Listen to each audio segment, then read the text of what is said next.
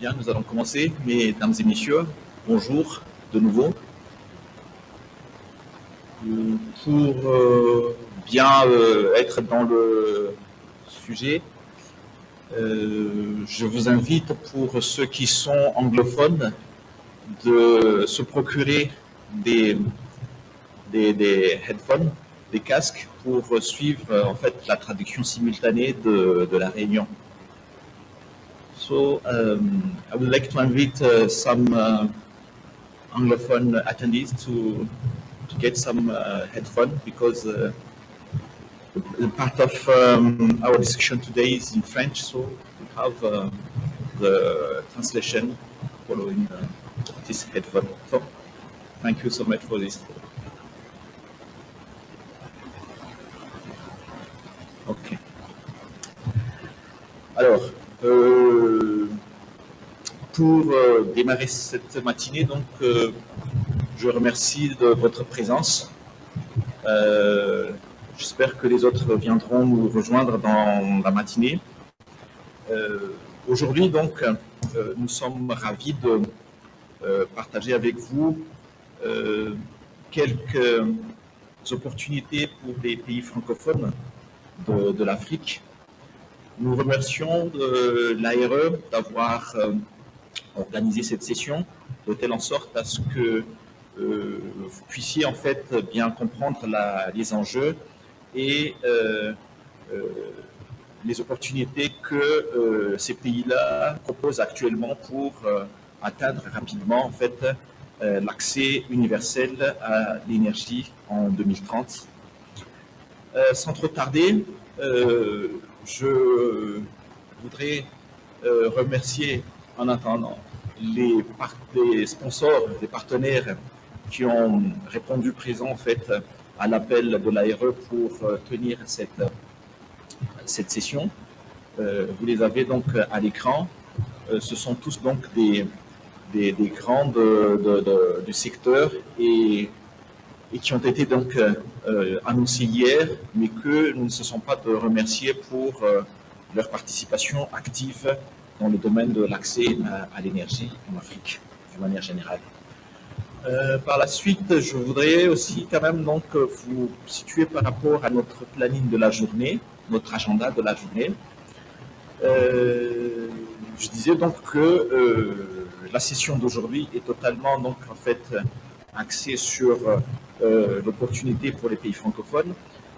Pour la partie anglophone, on a la possibilité d'aller dans d'autres salles, notamment donc dans la salle qui est marquée.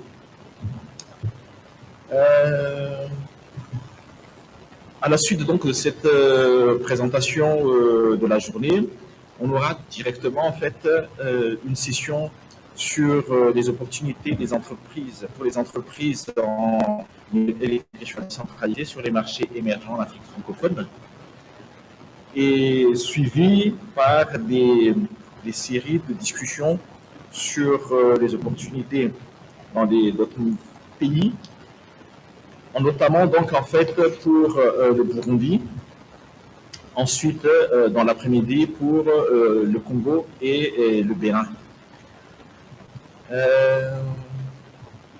Il y a des responsables de l'événement parmi nous à qui vous pouvez poser des questions d'ordre logistique, notamment donc en fait pour la disponibilité, encore une fois en fait, pour aller retrouver plutôt donc en fait certains lieux.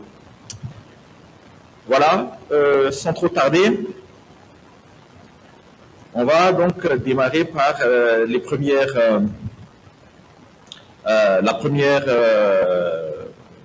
panel. Je disais tout à l'heure sur les opportunités pour les entreprises de RD dans les marchés émergents en Afrique francophone. J'aurai à cette occasion en fait donc le plaisir de modérer ce panel, et avec donc comme invité des speakers monsieur, désolé pour la prononciation si je le fais mal, Yetunde Pandam de la T2R de Togo, qui sera donc en fait suivi de Madame Kadja Simboro de la ECF, que j'invite bien sûr donc à rejoindre l'estrade. Et enfin, donc, on clôturera la présentation par l'intervention de M. Mansour Koderman de NADER Madagascar. Alors, je les invite par la suite, en fait, à se présenter eux-mêmes. Mais avant d'entrer dans ces cas particuliers de ces trois pays, à savoir le Togo, le Bénin, le Burkina Faso, pardon, et Madagascar. Je voudrais déjà les féliciter pour leur participation et aussi les remercier pour la présentation qu'ils vont nous partager par la suite. J'aimerais aussi vous planter un petit peu le décor pour vous parler un petit peu de quelques statistiques que nous connaissons déjà. Nous savons davantage en fait les statistiques sur l'ensemble de l'Afrique, mais là cette fois-ci j'ai fait un petit peu une réflexion, une extrapolation pardon, pour justement uniquement pour les pays francophones. Les chiffres sont tirés de l'ESMAP et puis de l'Agence internationale de l'énergie qui, rappelons-le, vient de sortir il y a quelques semaines, il y a quelques jours plutôt, le Africa Energy Outlook 2022. Alors, selon en fait donc l'Agence internationale de l'énergie, il y a encore 43% de la population en Afrique qui ne dispose pas de l'électricité, estimée environ à 600 millions, et 590 donc en fait habitent en Afrique subsaharienne. Et sur ces 590 millions, il y a 220 millions qui sont dans les pays francophones. C'est-à-dire donc quand si on analyse, avec quelques données, on arrive à trouver que ça représente encore 45 millions de ménages. Et toujours à partir des chiffrages cette fois-ci que j'ai tirés de Lambda, de la littérature de Lambda, de l'Africa Mini-Grid Developer Association, ça représente à peu près, pour électrifier ces 45 millions de ménages, ça va représenter à peu près 39 milliards de dollars, avec 8 milliards pour tout ce qui est décentralisé, et c'est ce qui nous intéresse aujourd'hui. Voilà un petit peu donc en fait des chiffres qui nous permettent d'appréhender, qui nous permettent d'apprécier en fait cette opportunité pour l'Afrique. Donc, ce sont des chiffres, ça me semble quelque chose d'important, mais qu'est-ce qui se cache derrière tout ça? Qu'est-ce que ces pays-là nous ont proposé? Qu'est-ce que ces pays-là nous concoctent en fait pour réussir, pour vous inviter à travailler chez eux, pour inviter le secteur privé à développer des projets dans chacun de ces pays. Alors, je passe maintenant la parole à... Donc, on va passer d'un monsieur, ensuite une dame, ensuite un monsieur. On mettra bien madame et vous entre les deux. C'est pas parce que je vous mets en deuxième position que on ne respecte pas le genre. En tout cas, on est content que vous soyez là. Alors, je passe la parole à monsieur Pandam pour nous présenter en fait donc le cas cette fois-ci du Togo. Alors, vous viendrez ici ou oui, allez, je vous passe la... Allez-y.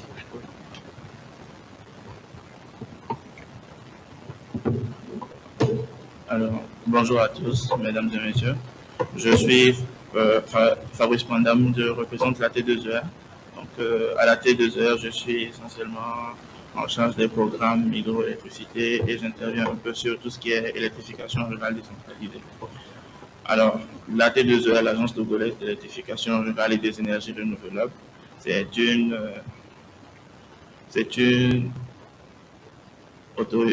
institution publique chargée de l'électrification rurale et des énergies renouvelables. Elle a essentiellement 5 missions, notamment la mise en valeur des potentiels énergétiques nationaux, la programmation des projets d'électrification rurale, l'assistance aux communautés rurales, dans le montage des projets, dans la recherche de financement, la mobilisation des fonds pour ces projets d'électrification rurale et d'énergie renouvelable et la conduite des procédures de passation de marché.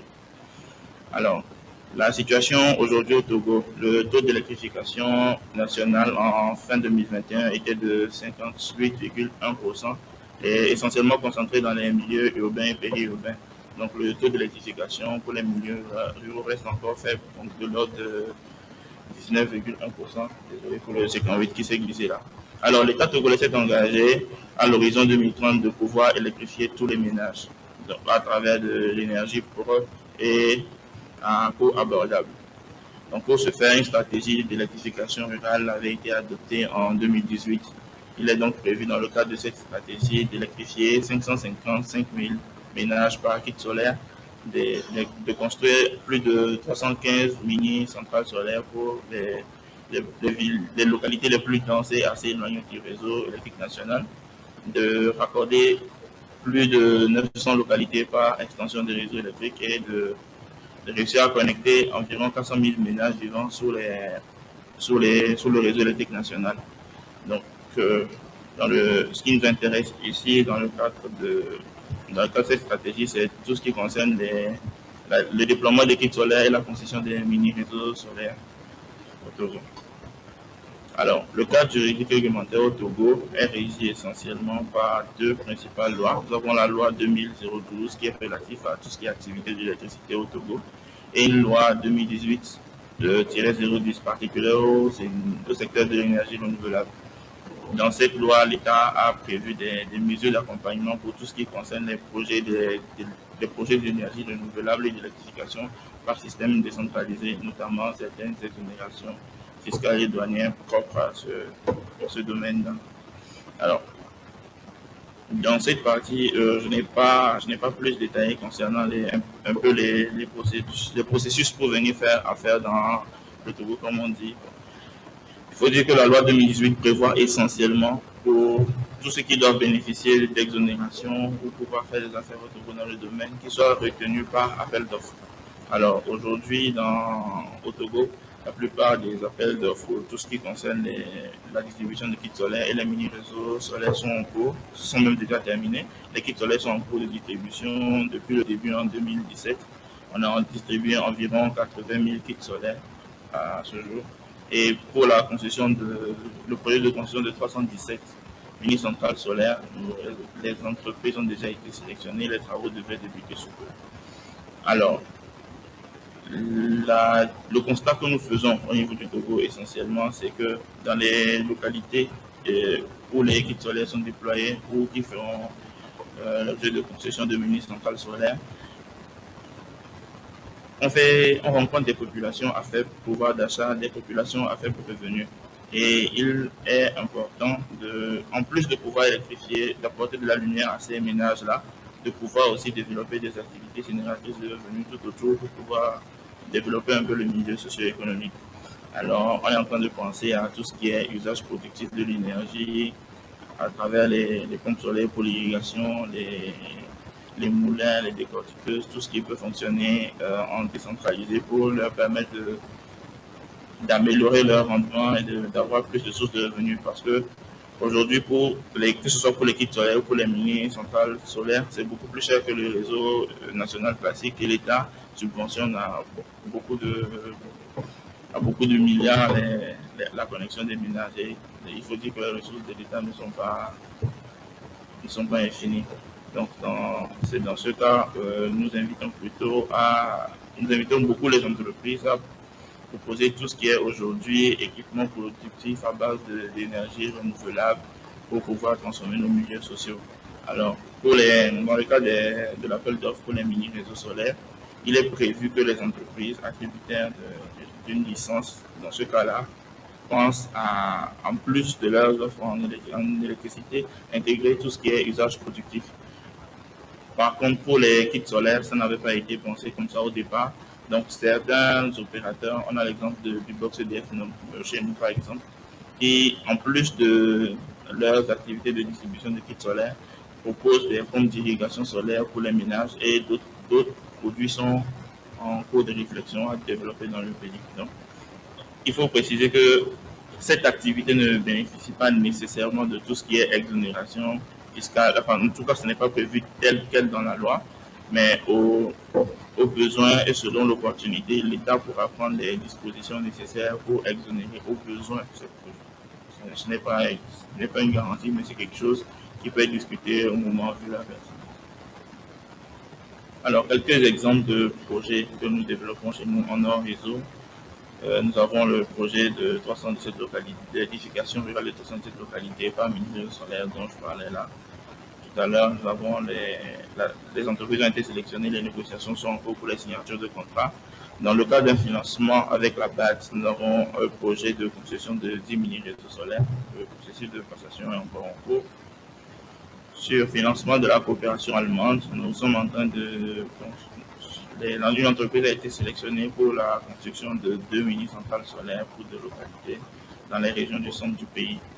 Alors, nous avons également pour la partie déploiement de kits solaires le programme CISO qui consiste à distribuer les 320 000 kits à l'horizon 2025 et 555 000 à l'horizon 2030.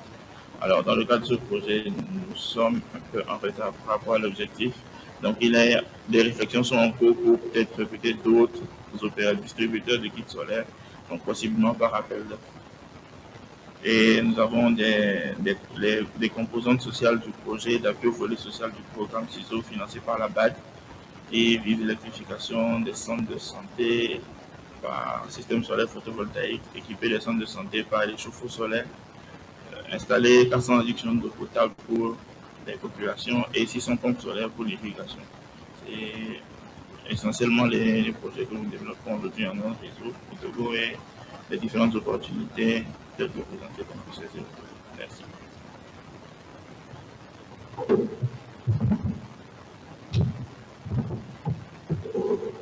Merci beaucoup, M. Panam. Vous avez bien brossé le contexte de l'électrification rurale en mini-réseau, en décentralisé d'une manière générale pour le Togo. On va revenir sur certains points tout à l'heure, aussi avec la question du public. Mais tout de suite, on va inviter Madame Simboro à nous parler en fait, donc, du cas de Burkina Faso. Elle va se présenter elle-même en fait, donc d'où elle vient et avec quelle institution elle travaille. Merci.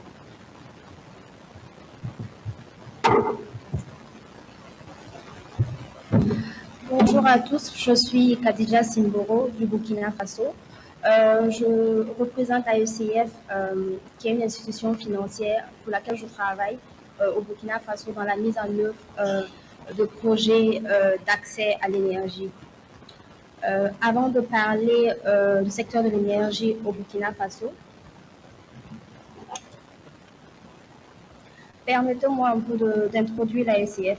L'AECF, en fait, est une institution qui fournit un financement catalytique de l'assistance technique et aussi de l'aide à lever des fonds pour les entreprises du secteur privé. L'objectif étant, en fait, de créer une croissance du secteur de l'énergie et de l'agriculture principalement. Au Burkina Faso, les activités de AECF sont autour de l'accès à l'énergie avec deux programmes, le programme REACT SSA et le programme REACT EEP. Avec REACT EEP, les cibles sont principalement le milieu rural à travers des kits solaires, par exemple, des mini-réseaux et de l'énergie aussi pour l'utilisation productive. Avec le projet REACT EEP, les activités sont vraiment concentrées sur Ouagadougou, sur la capitale, qui vise en fait une électrification efficiente à travers l'hybridation des installations solaires des ménages des PME dans la ville. Depuis 2008, AECF a permis à plus de 300 entreprises aujourd'hui à attirer plus de 600 millions de dollars en Afrique subsaharienne. Les thématiques vraiment sur lesquelles AECF travaille sont essentiellement les énergies renouvelables, tout ce qui est adaptation, technologie d'adaptation au climat et aussi tout ce qui est services financiers pour le milieu rural. AECF, comme je l'ai dit tantôt, en fait, apporte un soutien financier déjà pour permettre aux entreprises soit d'amorcer leur activité ou bien pour agrandir leur activité, mais aussi de l'assistance technique et l'appui à lever de fonds. Par exemple, en accompagnant non seulement à être prêt à lever de fonds plus grands pour grandir, mais aussi à participer par exemple à des forums comme ceux-ci, leur permettant aux entreprises vraiment de rencontrer d'autres investisseurs pour accroître leurs projets. Aujourd'hui, nous avons la plupart de nos entreprises parmi nous qui ont été invitées aussi pour participer à ce forum-là. Donc, les fonds que AECF offre aux entreprises, c'est entre 100 000 et 1 million, de dollars en subvention ou en prêt. Le modèle de financement est basé sur la compétition. Donc, pour chaque pays, nous faisons une étude pays pour contextualiser le programme et ensuite nous faisons une ouverture à candidature pour permettre aux entreprises de postuler. Donc, le secteur de l'énergie au Burkina Faso, déjà le Burkina Faso est caractérisé par une population avec une densité très faible. Nous avons environ 20 millions d'habitants en 2020, avec 70% de cette population qui vient en milieu rural. Et la population est aussi caractérisée par une faiblesse des revenus, à peu près moins de 2 dollars par jour comme revenu. Et l'occupation principale, étant donné que la population est principalement rurale, les activités de plus de 40% de plus de 80% de la population se reposent en fait sur l'agriculture. La couverture du réseau national en 2020 était de 22% pour tout le pays, avec un taux très très faible en milieu rural, 5%, ce qui montre déjà en fait un vrai potentiel pour les entreprises, mais également pour l'investissement dans le secteur de l'électrification rurale décentralisée. Nous avons à peu près 5% des ménages qui sont seulement 5%, comme je l'ai dit, seulement 5% des populations en milieu rural ont accès à l'électricité. Et le coût du kilowattheure aussi est très élevé, à peu près 2 dollars. Donc, ça montre également comment le secteur privé peut arriver à être compétitif dans le secteur au Burkina Faso. Le secteur de l'énergie est régulé par la loi 014 de 2017 qui ouvre une voie plus grande à la libéralisation du secteur de l'électrification du pays, en élargissant par exemple le rôle des IPP, en transférant les pouvoirs d'octroi de concession au ministère des autorités locales et en signant également la volonté placée sur les mini-réseaux. Les mini-réseaux comme approche principale de l'électrification au Burkina Faso. Les acteurs privés, les acteurs publics principaux sont notamment, bien sûr, le ministère et avec les agences comme l'agence de régulation du secteur de l'énergie, où la plupart en fait des conventions peuvent être signées entre le secteur privé et le gouvernement. Il y a également l'agence de l'électrification rurale qui joue un rôle clé dans le secteur de l'électrification. Et l'ANERE qui est également joue un rôle surtout puisque l'ANERE c'est l'agence nationale de l'énergie renouvelable et de l'efficacité énergétique et qui joue un pont en fait entre le public et le privé. Alors, en termes de projets d'accès à l'énergie hors réseau, disons qu'il y a beaucoup de bailleurs, beaucoup de programmes qui sont de plus en plus installés. Nous avons l'Union européenne qui a également beaucoup de projets, l'AFD qui a le projet Yélène par exemple, qui est en œuvre, le programme Beyond the Grid qui est actuellement en œuvre. Bien sûr, il y a AECF aussi qui est là avec plusieurs projets d'accès à l'énergie. Avec AECF, par exemple, nous ciblons 45 000 ménages d'ici 2024 à travers les projets que nous mettons en œuvre au Burkina Faso. Comme je l'ai dit tantôt, nous avons des entreprises qui ont été sélectionnées, qui sont accompagnées dans le cadre du projet. Nous avons ça Elia Solar qui fait du mini-réseau. Leur projet, c'est principalement l'installation de mini-réseaux en milieu rural. Nous avons également Nafadana qui fait la distribution de kits solaires en Paygo. Nous avons Koto qui fait la distribution de kits solaires, mais de plus grande taille, au lieu que ce soit, par exemple, des systèmes juste pour l'éclairage et la télévision, par exemple. Koto offre en fait des systèmes un peu plus grands qui peuvent aller jusqu'à la réfrigération ou l'utilisation productive de l'énergie, toujours en modèle Paygo. Nous avons également Green Engineering qui est financé par ICF, qui met en œuvre des projets de Productive Use of Energy, qui sont plus dans les moulins solaires, US qui fait plus l'irrigation, et pour nous aussi qui fait la distribution des kits solaires. COSIRAM est financé par ICF pour faire la distribution de foyers améliorés. Et nous avons également l'entreprise Éco-Construction qui fait des biodigesteurs. Donc, toutes ces entreprises-là ont été financées par ECF et sont à un niveau maintenant de scale-up. Et je vous invite à échanger avec elles. Elles sont là sur place pour voir comment vous pouvez les accompagner. Donc, merci beaucoup pour votre attention.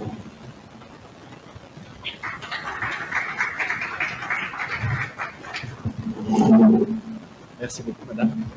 Donc là aussi, c'est une autre facette de l'accès à l'énergie pour cette partie de l'Afrique de l'Ouest. Et maintenant, je vous invite à faire un grand saut pour rejoindre l'océan Indien, qui m'est en chair, pour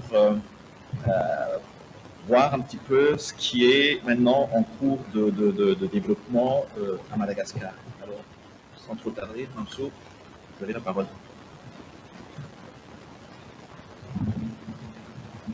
Chers tous, bonjour. Je m'appelle Mansour Akotarmalana. Je suis le secrétaire de l'Agence de développement de l'éducation rurale, parce que c'est ici, dans mon page, secrétaire, mais plutôt c'est secrétaire exécutif de l'Agence de développement. Donc, notre mission, c'est de pouvoir accélérer l'accès de la population rurale à l'énergie pour atteindre un taux 100% d'ici, c'est pas un siècle, mais quelques années. C'est un grand défi pour nous. Donc, je vais essayer de vous présenter en 6 minutes, 6 slides. Ici, je passe quelques secondes, c'est de décalage horaire, c'est pas ma faute. Donc, je vais essayer de vous présenter ça, surtout les opportunités à Madagascar. Donc, en fin 2021, donc, le taux d'accès à l'électricité de la population rurale, c'est de seulement 15%. C'est équivalent de 3,2 millions d'habitants. Donc, par rapport au nombre de la population, il y aura encore 17 millions qui n'ont pas d'accès à l'électricité. C'est pourquoi on a mis en noir, malgré la présence de feux de brousse qui brillent, la lune qui brille sous la nuit, mais 17 millions sans électricité. Notre défi d'ici fin 2023, c'est d'arriver à 25% d'accès en milieu rural. Donc, pour nous, au niveau de la terre, donc on aura à desservir l'électricité encore 2,2 millions d'habitants, donc dans quelques mois. Est-ce que c'est possible? Oui, c'est possible. Prochaine slide, s'il vous plaît.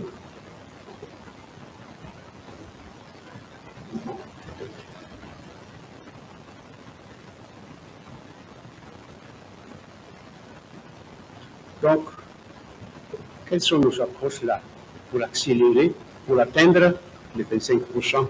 Il y a 3 points clés que nous avons déjà adoptés. D'abord, on va développer des projets intégrés avec une échelle très importante Et avec ça, donc, on va réserver 63% pour être raccordé au mini-réseau et 37% pour ce qui est en solar home system. Deuxième point clé, nous allons développer de plus tout ce qui est production d'électricité en énergie renouvelable avec priorité l'hydroélectricité et le solaire. Et troisième point, c'est notre souhait là, c'est qu'il y aura des participations actives du secteur privé à Madagascar. Donc voilà notre nouvelle approche pour atteindre les 23%, 25% de la population.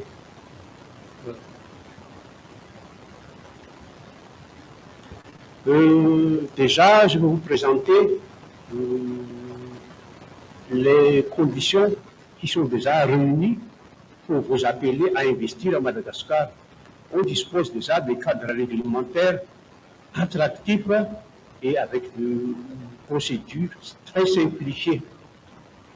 On dispose déjà de plans directeurs au niveau de 23 régions de Madagascar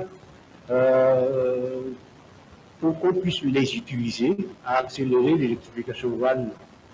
Vous pouvez déjà intervenir dans le secteur, soit à travers des appels à projets ou des appels à candidature, ou bien sûr à titre de candidature spontanée. Ça, c'est déjà permis par notre loi du code de l'électricité. Il y a aussi des possibilités de présenter des mécanismes de financement très adaptés aux conditions, au contexte local. Donc, à vous de voir, suivant votre business plan, les opportunités d'y investir. Concernant la tarification qui vous atteint, c'est par rapport à qu'est-ce qu'on va faire avec une tarification libre. C'est libre, mais ça dépend de votre business plan. On a soulevé souvent les questions de l'électrification rurale décentralisée, c'est juste pour la lumière, mais là, dans notre approche, on va aussi inciter les opérateurs à développer des projets intégrés en incluant le tourisme, la réduction d'eau, l'agriculture, tout ce que vous voulez, mais il faut que vos actions soient rentables. Et finalement, on a déjà la présence d'un pool de bailleurs de fonds à Madagascar, par exemple l'Union européenne, la BAD, la Banque mondiale, l'USAID, tout ce que vous voulez, il y en a beaucoup là, qui s'intéressent maintenant à développer avec nous l'électrification rurale. Donc, juste un aperçu de procédure pour l'attribution, l'octroi des concessions, autorisations ou déclarations. Donc, vous pouvez passer par 3 canaux, soit via appel d'offres, appel à projet, ce que nous développons actuellement avec les tarifs de fonds. Il y a aussi ce qu'on appelle l'appel à candidature. Les dossiers sont déjà ficelés par l'administration. Et un autre point, c'est par rapport aux candidatures spontanées. Donc, vous pouvez voir ça avec l'équipe de la rue pour voir si vous vous intéressez au slide. Donc, n'hésitez pas à faire des copies après quelques minutes là. Maintenant, place aux opportunités à Madagascar. Voilà les appels à projets en cours pour les mini-grids à Madagascar. Donc là, comme je vous ai dit tout à l'heure, là, nous avons 23 régions. Et on essaie de terminer le lancement de ces appels à projets d'ici fin d'année avec les 23 régions. Et comme vous voyez là, les caractéristiques pour chaque région, la puissance, les populations bénéficiaires, le nombre de localités, les investissements nécessaires pour développer ces projets.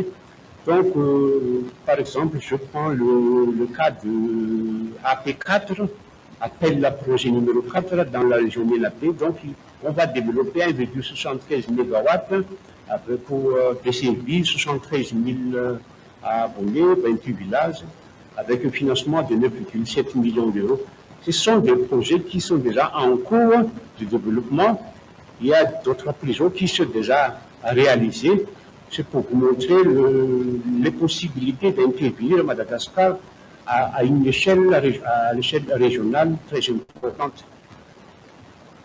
Et voilà d'autres opportunités qu'on va développer d'ici fin 2023, c'est-à-dire on aura besoin de 122 millions de dollars pour desservir 345 localités avec 587 000 habitants.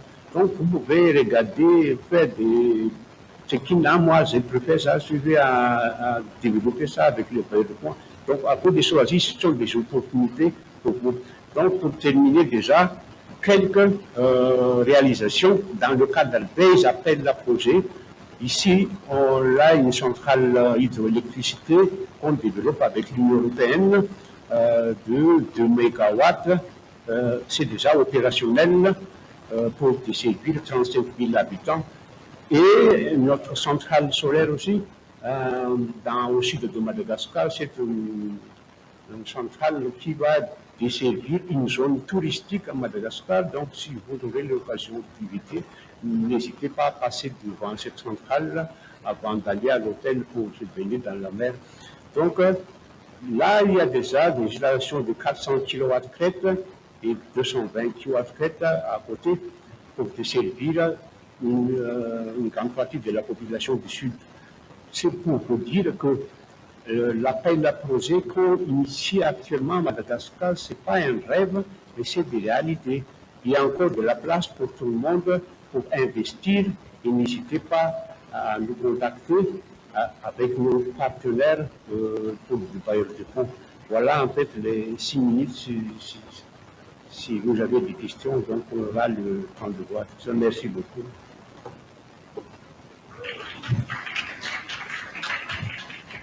Nous remercions les 3 panélistes de nous avoir partagé les intérêts, leur intérêt qui vient bien sûr donc tout droit vers nous pour nous inciter à investir, à explorer ces différents pays. J'ouvre la série de questions.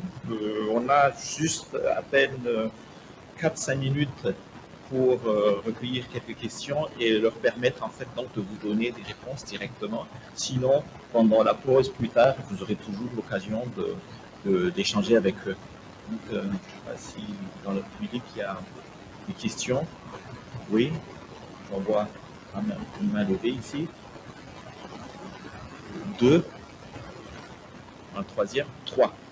Voilà. Donc on prend déjà ces 3-là et puis ensuite on passera tout de suite aux réponses. Je ne sais pas, est-ce qu'il y a un... Oui, il y a un micro qui arrive. Alors, il y a le monsieur qui... Allez-y, le micro est déjà avec vous, donc posez votre question. Présentez-vous et puis posez votre question. Merci. Bonjour, Olivier Jacquet de Schneider. Je voulais poser une question au représentant de Madagascar concernant les délais des réalisations des projets. J'ai noté 345 produits d'ici fin 2023, ça fait environ 20 projets par mois. Ma question, c'était combien de projets vous arrivez à livrer dans les précédentes années? Est-ce que les 20 projets par mois, ça vous semble réaliste? Est-ce que vous avez besoin du secteur privé pour accélérer la défaillance?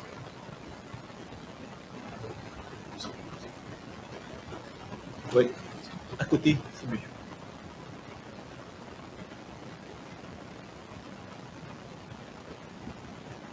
Bonjour, Java Koulet, chairman de Société de Microgrid en Somalie. Nous sommes très intéressés d'aller à Madagascar, nous sommes voisins, il n'y a que la mer entre nous et vous. Et je suis très intéressé par les 2 mégawatts. Est-ce que, vous nous dire, peut-être plus tard on peut en parler, mais c'est qui les a financés les 2 mégawatts que vous avez parlé pour l'hydro? Merci pour votre question. Pardon, posez la question, même moi j'ai pas. Vous posez la question sur le... Je suis intéressé par les 2 mégawatts à Madagascar, le financement. Merci. Une troisième question là-bas au fond.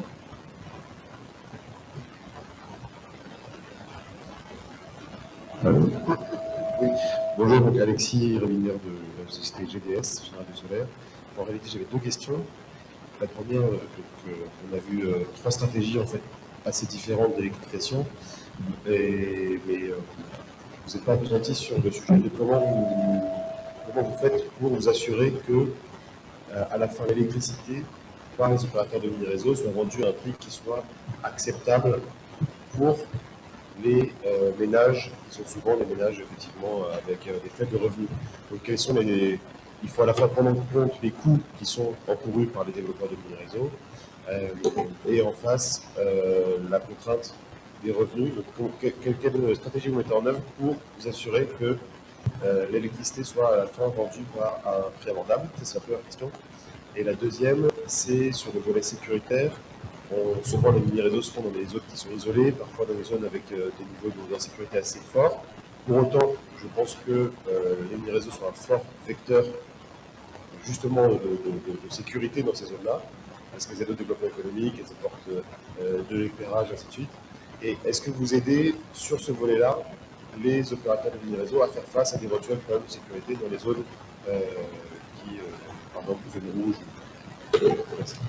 Merci. Donc, il y a trois personnes qui ont posé 5 questions, pardon, directement sur Madagascar. 345 mini-grids à réaliser, 20 mini-grids par an à peu près. Comment faites-vous pour y arriver? Est-ce que c'est réaliste? Est-ce que vous avez besoin d'être privé pour cela? Vous avez un... Allez-y. Ok, merci beaucoup pour ces questions-là. Quand on regarde le chiffre, c'est vraiment irréaliste. Mais comme je vous ai dit tout à l'heure, là, à part les appels à projets, il y a déjà d'autres projets qui sont en candidature spontanée et qui offrent beaucoup de données statistiques là, pour nous. Au niveau de la guerre, par exemple, avec les candidatures spontanées, on a déjà initié quelques 200 projets initiés par des investisseurs potentiels à Madagascar. Donc, on va ajouter ça avec les projets, j'appelle la projet, et puis les appels à candidature avec l'appui de la BAD, d'autres travailleurs. Donc, on est un peu confiant là par rapport à cet objectif-là, mais parallèlement à tous ces projets mini-grid, il y a également des projets avec la Banque mondiale également pour tout ce qui est déploiement des Solar Home Systems dans le cadre du financement OMDF. Donc, jusqu'à maintenant, avec les 15% que j'ai présentés tout à l'heure, ce sont des données issues des réseaux, mini-réseaux ou micro-réseaux, mais le reste, on n'a pas encore des chiffres concrets de tout ce qui est Solar Home System, parce que là, partout au Madagascar, on voit des petites installations solaires, mais ce n'est pas de bonne qualité, mais durée de vie de 2 ans, 3 ans. Donc là, on commence à évaluer tout ça. Donc c'est pour vous rassurer qu'on pourrait atteindre facilement ces 25% d'ici fin 2023. Merci. Et le financement de l'hydroélectricité? Le financement de l'électricité dans le cadre du projet de mégawatts, c'est financé par l'Union européenne à 75% du coût d'investissement. D'accord. Merci beaucoup. Il y a une autre question qui est partagée qui s'adresse en fait à vous trois. C'est la question sur le tarif. Est-ce que le tarif est acceptable donc en fait pour ces ménages qui sont à faible revenu et revenus saisonniers? Donc comment vous gérez en fait donc cette question tarifaire et bien entendu aussi cet aspect sécuritaire dans la mesure où ces investissements-là en fait ont lieu dans des zones assez avec beaucoup de tensions sur le plan, je dirais, sécuritaire. Peut-être au Burkina Faso.